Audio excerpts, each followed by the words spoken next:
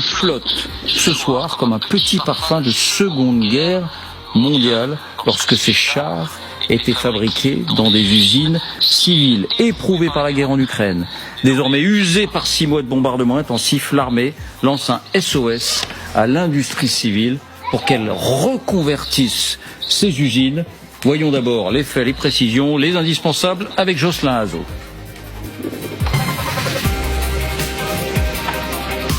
Bonsoir Jocelyn. Bonsoir David, bonsoir à tous.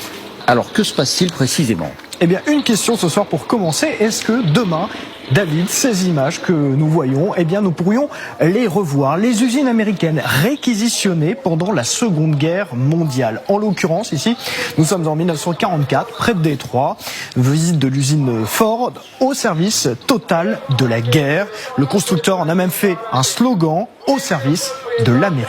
Les salariés et les ingénieurs sont reconvertis dans la fabrication de bombes ou de chars, ou encore de moteurs bombardiers, comme vous le voyez, par exemple ici, des Liberator B-24 qui seront de précieux outils lors de l'entrée en guerre des États-Unis.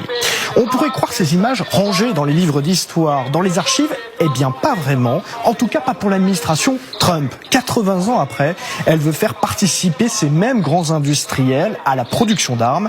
C'est en tout cas ce que nous révèle le Wall Street Journal. Une réunion s'est déjà déroulée au Pentagone, avec d'un côté les responsables officiels américains et de l'autre, eh bien, des constructeurs automobiles autour de la table, notamment Jim Farley de Ford ou encore Mary Barra de General Motors.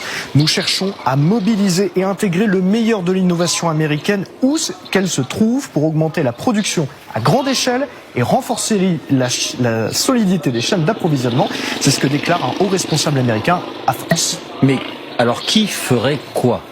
Alors, le Pentagone a déjà une idée très précise en réalité de ce que serait son économie de guerre version 2026. D'abord, il est question de munitions ou encore de drones. Vous les voyez à l'image, pas n'importe lesquels, des engins plus petits, moins sophistiqués, moins chers. En fait, on pense tout de suite à des drones Shahed qui sont actuellement utilisés par l'Iran. Un exemple vient aussi à l'esprit tout de suite, c'est un exemple français cette fois-ci. Chez nous, l'armée a demandé aux constructeurs d'automobiles Renault de produire des drones sur son site du Mans, de l'assemblage. Donc, le constructeur va devoir produire jusqu'à 600 unités par mois, et ça, dès décembre prochain. Oui, la France qui a montré la voie d'une certaine manière.